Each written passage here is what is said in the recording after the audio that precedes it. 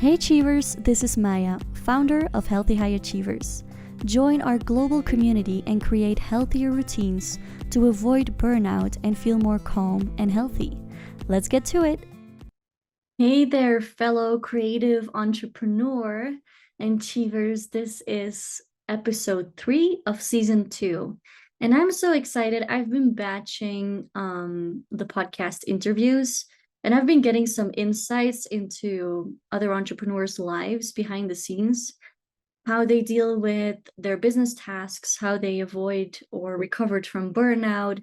Super interesting, and I can't wait to be sharing it with you in the coming months. So, creative entrepreneurs, that's what I want to talk about today. Kind of the challenges, the number one challenge for creative entrepreneurs, and how to make space for creativity.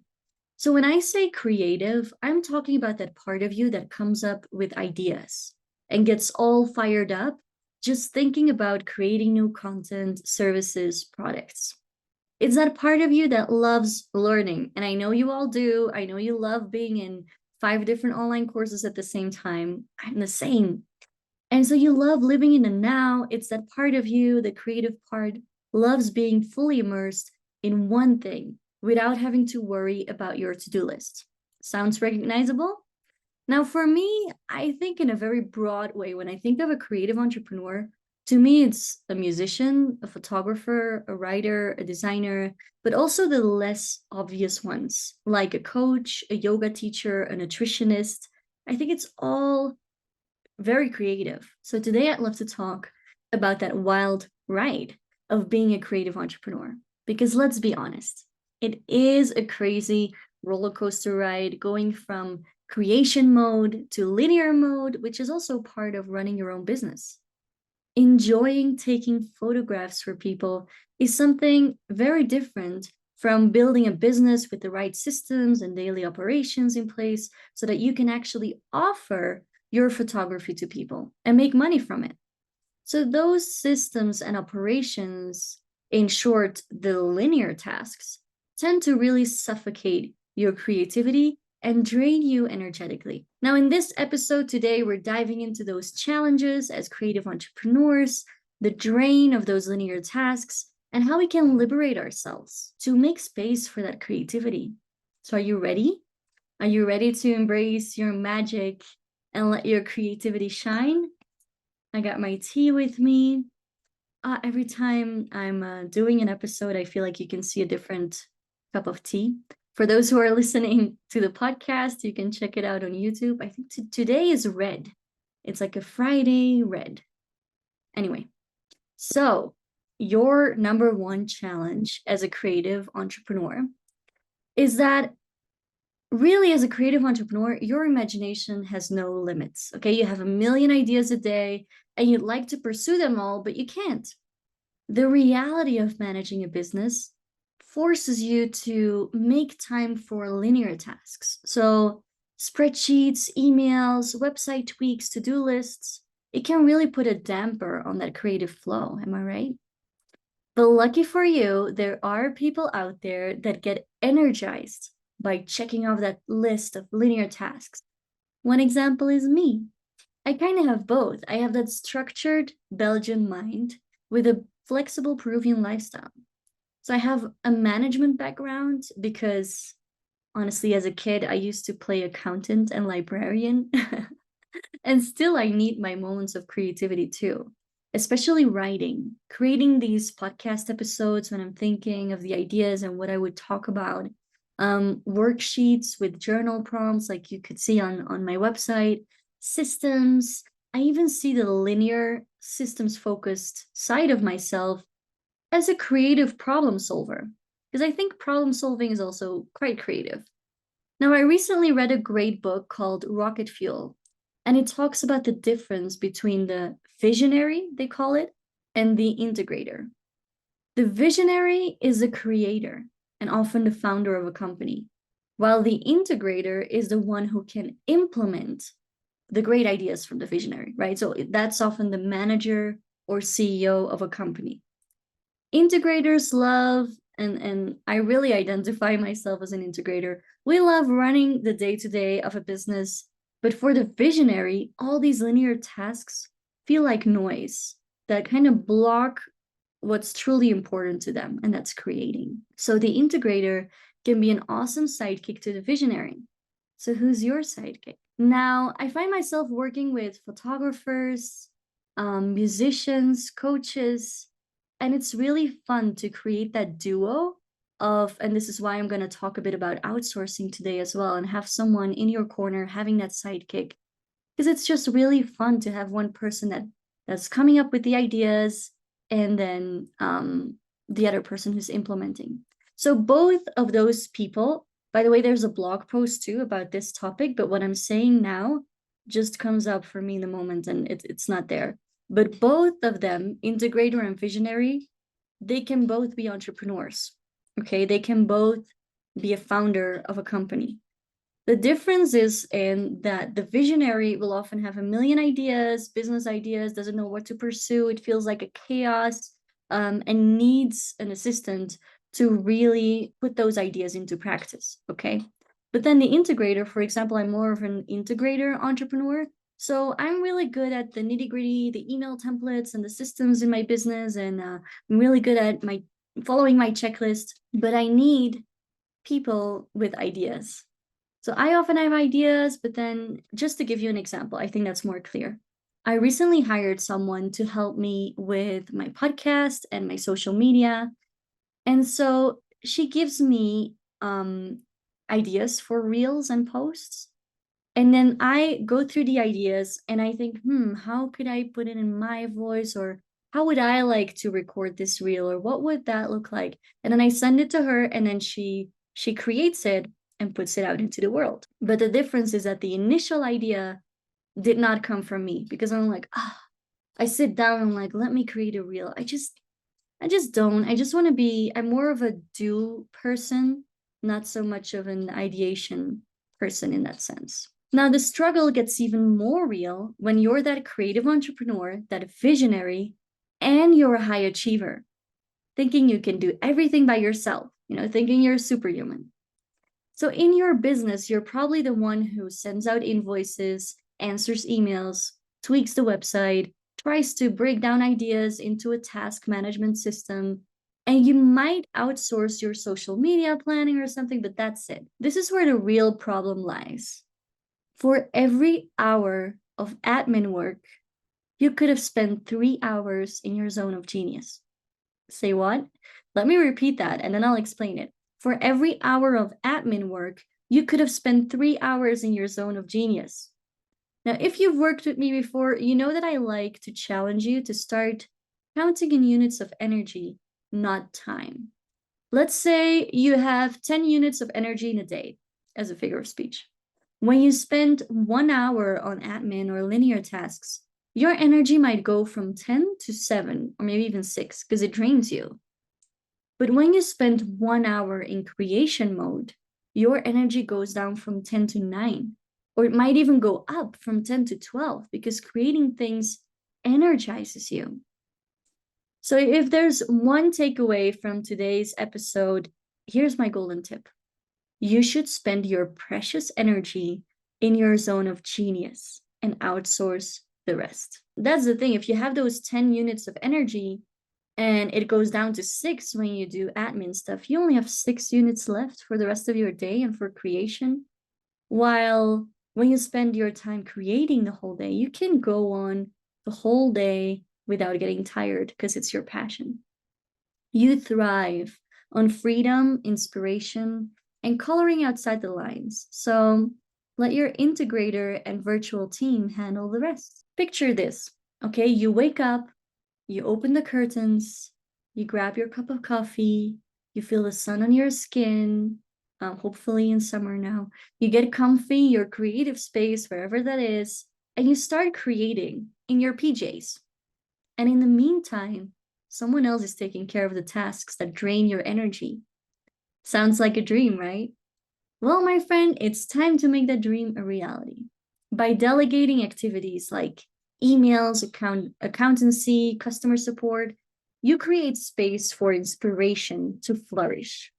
And you can spend your precious time thinking of new concepts, experimenting with crazy ideas, testing them out, and just being there for your clients, hanging out with them, giving more of yourself to just going live or the services, or really focusing on your clients, and let your integrator deal with the behind the scenes tasks. Now, if your integrator gets energized by numbers and figures, honestly, I manage a photographer's QuickBooks, and that's a platform to categorize expenses and miles and stuff. And it's meditative to me. I do it once a week, and it's just a moment of pure meditation. So if it energizes your integrator, why not outsource your accountancy if it drains you? It's a perfect match. You just can't wear all the hats in your business, or not for long, at least. So here, I'm trying to just help you with that superhuman idea that we can do everything all at once and everything in our business. Here I am to tell you just why. Why should you do all the things? Use your energy wiser, in a wiser way. Just do the things that energize you. To close off today's episode, it's been as much fluff as I can get because I really wanted to highlight the importance of having a sidekick in your creative business.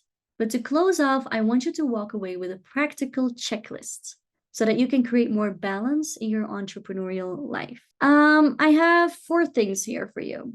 The first thing is create a list of the tasks that you secretly hate. As a first step, you need to get clear on what's draining you. Be brutally honest with yourself, even if you think you should like a task. You'll be surprised by all the creative ways that you can outsource, really. For example, I have a client, she does more feng shui consultations, that sort of thing, where I see it as very creative too. And she hates email, okay? She just doesn't want to bother with her mailbox. She doesn't want to open it. And so we came up with a system. She wasn't sure how to outsource it because some emails do need her answer and her expertise. So we came up, I just like, you know what? If you prefer audios, because also in general, there are readers and there are listeners. I'm for sure a reader. I prefer reading a book than listening to a book or listening to a podcast, honestly. That's why these episodes, most of the solo episodes, I write them out, I put them in a blog post so that people can choose if they want to read or listen. But anyway, this client is more of a listener. She loves speaking and listening more than having to be writing and typing. So we came up with an idea for her to just go into Slack once a week, and I manage her email. So I will send her voice messages whenever I have no clue what to reply to these emails. And on her morning walks, she listens to my audios and responds. So she's walking outside and she's listening, thinking, responding. And then I write up the email, I hit send, and voila.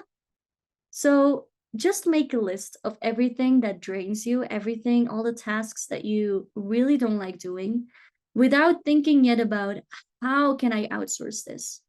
Because the how will come afterwards. And I can help you with the how because I love saying, okay, the how is my thing, okay? The what, not so much. The why, not so much. That's why when I offer my services, I dive immediately into this is what it is, this is what my course has. And I forget about the why should you join my course kind of thing. Anyway, second thing, use your creativity to envision your virtual team. Just close your eyes and imagine what your outsourcing setup might look like in an ideal world, if anything were possible. Who does what? Do you have just one person who does it all? Do you have several people? Do you have meetings with them? Do you have gatherings? Do you feel connected, or do you prefer to just send a message every now and then? What does your day look like, knowing that someone else is taking care of all the linear tasks? What would the difference be for you? Just envision it, imagine it. It all starts with imagining before actually doing. And then act as if you have your team already. What I mean by this one is that you can start creating a setup for hiring with simple things. Start using a password keeper, for example, or calculate your current budget for outsourcing. I did that in the beginning, like, how much from my business income could I miss? And I started with like $200. Okay, I have $200 a month. What can I do with that? What can I outsource with that? And it starts simple, start small, and then you keep increasing your team. I know I had you envision your virtual team. That's the ideal solution, something you can be working towards. But to start with, where can you start? You might want to look at, I did that once, like my onboarding workflow for people in my previous membership. And then I started imagining, okay, this is the checklist of everything that needs to happen to onboard someone. Which of these tasks would I do? And what would my assistant do? And I literally wrote it like next to it, just to already envision and start preparing your mind, start preparing your business for outsourcing. And then the fourth thing, so just to give you an overview, it's creating a list of the tasks that you secretly hate. Use your creativity to envision your virtual team. Act as if you have your team already. And then fourth, hop on a call with me. If you need help envisioning what your virtual team could look like, and you want to start outsource to that one awesome sidekick who can help you get clear on your systems, day-to-day operations, and your outsourcing needs, I'd love to brainstorm with you. And so I'll include a link in the show notes and the description below, to just book a 30-minute call with me where we can get rid of the clutter and the chaos in your mind and just create a clear plan or outline framework to start managing your business in a different way. And by the way, it's not like I have a framework here on the table just ready to show you and teach you. I really adapt anything I do to any entrepreneur I'm working with or person I'm working with.